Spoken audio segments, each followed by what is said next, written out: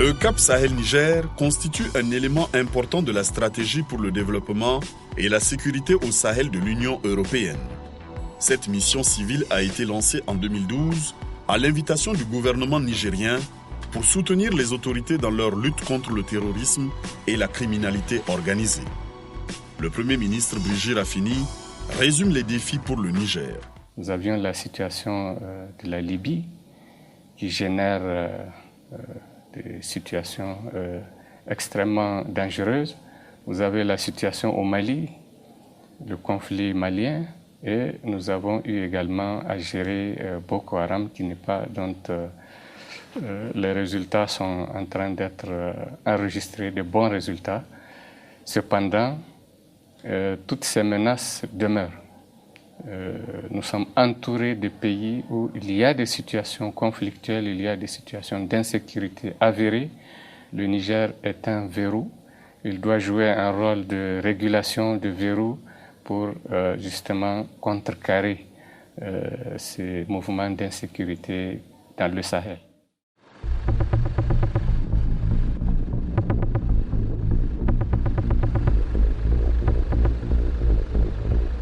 La mission apporte un soutien aux autorités nigériennes dans le renforcement de leurs dispositifs de sécurité par le biais du conseil et de la formation. Près de 120 experts internationaux, dont la majorité est issue des forces de sécurité et des services de justice européens, sont déployés en permanence à Niamey et à Agadez. Depuis septembre 2016, Madame Kirsi Henriksson, une diplomate finlandaise, dirige EUCAP Sahel Niger en tant que chef de mission. L'Union européenne travaille pour le développement, pour la sécurité. Et nous, EUCAP, on renforce la capacité des forces de sécurité pour qu'eux, ils puissent contrôler mieux leur territoire, pour qu'eux, ils puissent garantir la stabilité de leur propre population, mais aussi, par exemple, les Européens qui travaillent ici ou les autres internationaux qui travaillent ici au profit de l'État nigérien.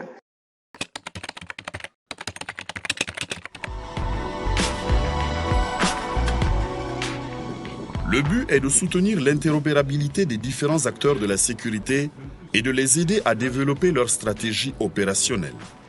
Le renforcement de l'efficacité des centres opérationnels régionaux pour améliorer la réponse aux crises, comme une attaque terroriste ou une inondation, sont au cœur des actions des experts de Cap Sahel Niger. Le véhicule de commandement tactique fait partie du dispositif.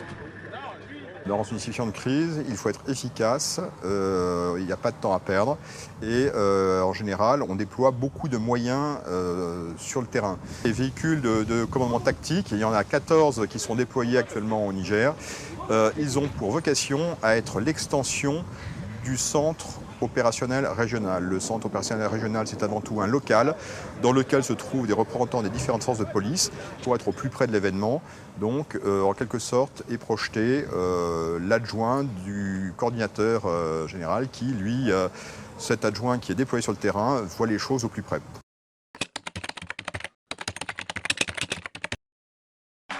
Afin de renforcer les compétences techniques des acteurs de sécurité au Niger, EUCAP Sahel Niger travaille avec toutes les forces. La collaboration avec la police technique et scientifique, par exemple, a amélioré la collecte et l'analyse des preuves et la gestion de scènes de crime. Ici, on est dans le cadre du mentoring, du conseil. On est à côté des formateurs nigériens, un formateur police, un formateur gendarme, qui sont en train de faire des exercices pratiques sur l'utilisation de la mallette d'extraction des données. On saisit un téléphone mobile, une carte SIM, des clés USB. Donc c'est très important dans le cadre d'enquête du point de vue preuve, parce que ça sert finalement à la manifestation de la vérité. La mission a privilégié la formation des formateurs, par exemple dans le domaine de l'intervention professionnelle ou de l'escorte des individus dangereux. Dans ce cas, il s'agit de sécuriser les interventions des membres des forces et de protéger leur intégrité physique ainsi que celle de tierces, tout en veillant au respect des droits fondamentaux des personnes suspectées.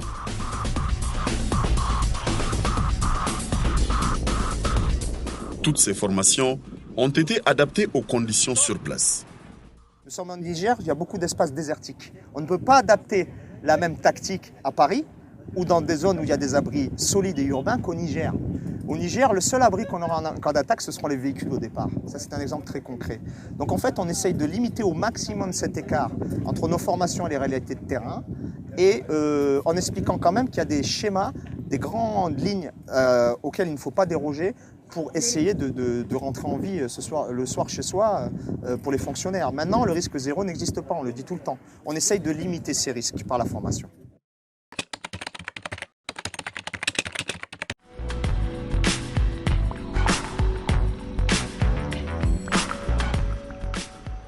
Afin de valoriser les acquis des objectifs 1 et 2, ECAP Sahel Niger met en place des actions dans une perspective de pérennité. Ici, c'est une formation qui dure sur 3 semaines, qui est ciblée sur la mécatronique, sur l'électronique du véhicule et à la fin sur l'ordinateur On-Board Diagnostic qui était un projet de ECAP. Il faut savoir que ce petit ordinateur qui n'est pas très grand comme un tablette, comme un Apple iPad par exemple, peut se brancher directement sur le véhicule n'importe où. C'est-à-dire même si le véhicule est en dehors des ateliers et des garages, on pourra l'emmener, on pourra brancher au véhicule et voir où se trouve la panne. Avec l'aide du garage mobile aussi qu'on a cédé aux forces, ça sera l'outil parfait pour pouvoir en fait faire la réparation même en dehors des villes, même en dehors des garages et ateliers qui se trouvent dans les régions. L'amélioration de la gestion des ressources humaines et le renforcement des capacités pédagogiques au sein des centres de formation des forces de sécurité font aussi partie des efforts.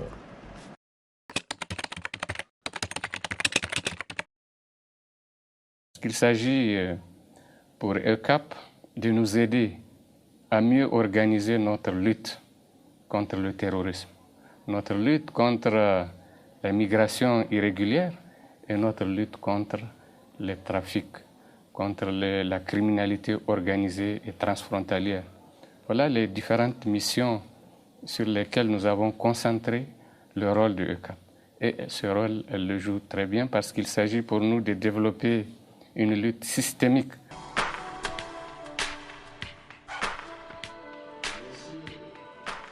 Le comité de pilotage, réunion entre les ministères concernés présidé par le Premier ministre, sert à la coordination mais aussi aux échanges sur les enjeux auxquels le gouvernement fait face sur le plan sécuritaire. On travaille aussi au niveau plutôt stratégique. On parle avec les commandants de force, on parle avec les ministères, on parle avec le Premier ministre. Il ne faut pas oublier que chaque action que nous on fait, il faut que les Nigériens approprient ça eux-mêmes. Si on fait quelque chose qui ne les intéresse pas, il n'y a pas de résultat durable.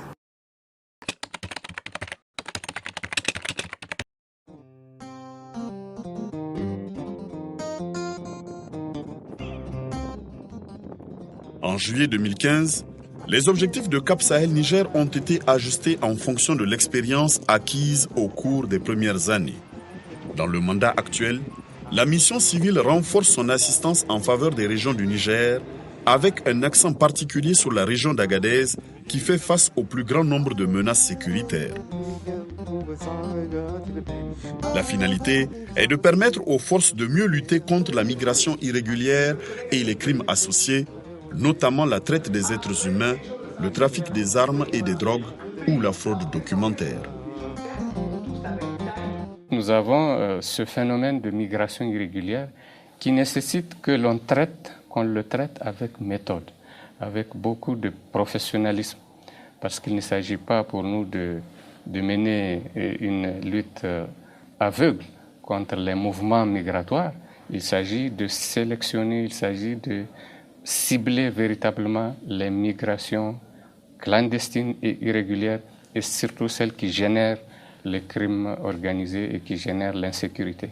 Donc c'est de ce point de vue que nous voudrions que ECAP oriente davantage ses efforts.